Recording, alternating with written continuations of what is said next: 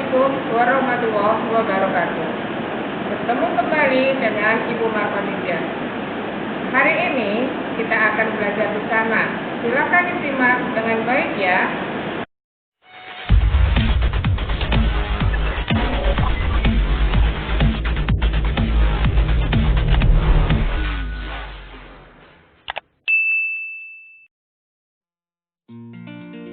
Pada pertemuan kali ini, kita masih mempelajari tentang tema 1, indahnya kebersamaan, subtema 3, bersyukur atas keberagaman.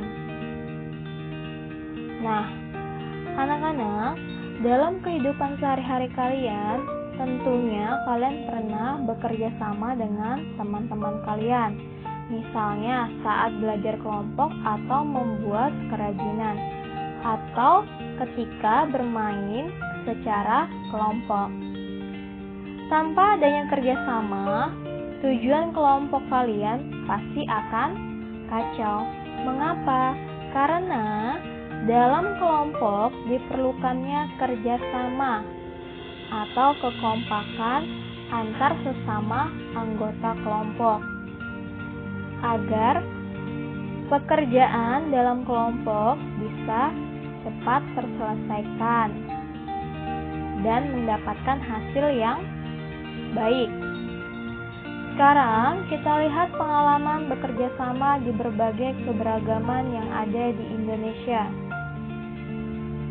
Indonesia memiliki keragaman budaya mulai dari permainan tradisional, rumah adat, suku bangsa, tarian, dan agama. Dengan adanya keberagaman budaya ini, maka kita perlu mensyukuri pemberian Tuhan dengan cara menjaga dan melestarikannya dengan baik. Berikut berbagai macam permainan tradisional. Perhatikan penjelasan berikut. Ada permainan tradisional bentengan. Permainan yang dimainkan oleh dua grup, masing-masing terdiri dari 4 sampai 8 orang. Masing-masing grup memilih suatu tempat sebagai markas, misalnya sebuah tiang batu atau pilar sebagai benteng. Ini gambar dari permainan bentengan. Berikutnya ada permainan tradisional engklek,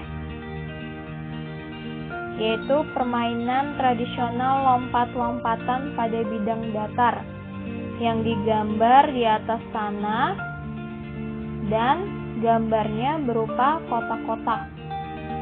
Cara bermainnya yaitu melompat dengan satu kaki dari kotak satu ke kotak lainnya. Selanjutnya ada permainan congklak. Congklak ini adalah permainan tradisional yang dikenal dengan berbagai macam nama di seluruh Indonesia, seperti disebut dakon. Dalam permainan ini, sejenis cangkang kerang digunakan sebagai biji congklak, seperti contoh pada gambar. Ini biji kerang. Jika tidak ada biji kerang, maka dapat menggunakan biji-bijian dari tumbuh-tumbuhan dan batu-batu kecil. Bisa juga menggunakan biji asam. Permainan tradisional gobak sodor. Gobak sodor atau galah asin merupakan permainan daerah dari Indonesia. Permainan yang dilakukan secara berkelompok dan terdiri dari 2 grup, yang masing-masing grup terdiri dari 3 sampai 5 orang. Seperti ini. Selanjutnya ada permainan ular tangga. Permainan papan untuk anak-anak yang dimainkan oleh 2 orang atau lebih.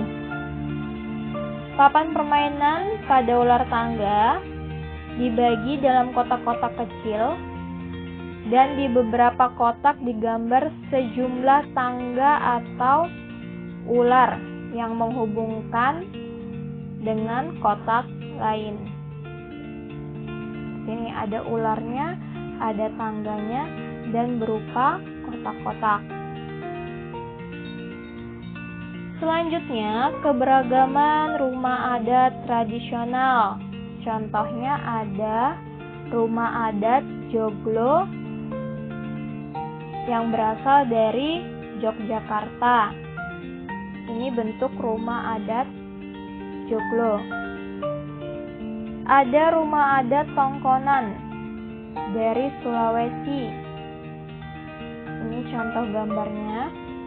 Selain rumah adat Joglo, rumah adat Tongkonan, masih banyak lagi rumah adat yang ada di Indonesia. Misalnya rumah adat Lamin dari Kalimantan Timur. Ada rumah adat Honai dari Papua, dan lain sebagainya. Selanjutnya keberagaman suku. Contohnya ada suku Dayak. Suku Dayak ini berasal dari Kalimantan. Ada suku Minangkabau yang berasal dari Sumatera Barat. Selain 2 suku ini, masih banyak lagi suku yang ada di Indonesia. Suku Asmat, suku Jawa, suku Bugis, dan lain sebagainya. Keragaman tarian tradisional. Contohnya ada tarian kecak yang berasal dari Bali, tari serimpi, dan contoh lainnya seperti tari pendet, tari saman, tari bungong jumpa yang telah kalian pelajari, dan lain sebagainya. Keragaman agama di Indonesia, ada 6 agama yang diakui di Indonesia, yaitu pertama ada agama Islam, Kristen, Katolik, Hindu, Buddha, dan Konghucu.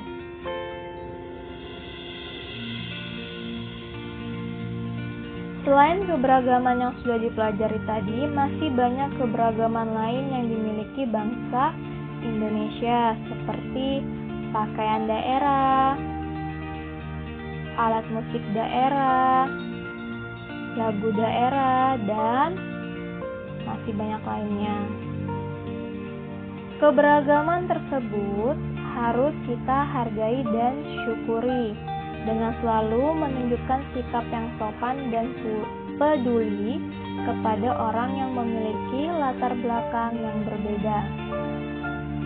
Dan hal ini merupakan perbuatan yang terpuji. Sikap yang perlu diterapkan ketika bekerja sama dengan teman yang berbeda, yaitu menghargai meskipun ada perbedaan. Harus mementingkan kepentingan umum, bukan kepentingan pribadi. Jadi kita harus mementingkan kepentingan umum dulu, baru kepentingan pribadi. Tidak boleh memaksakan kehendak. Kita nggak boleh memaksakan kehendak kepada orang lain demi diri sendiri. Nah, anak-anak, sekian pembelajaran kita hari ini. Terima kasih. Alhamdulillah, pelajaran hari ini sudah selesai. Semoga anak-anak dapat memahami penjelasan yang Ibu bawakan. Sampai bertemu di pelajaran berikutnya. Wassalamualaikum warahmatullahi wabarakatuh.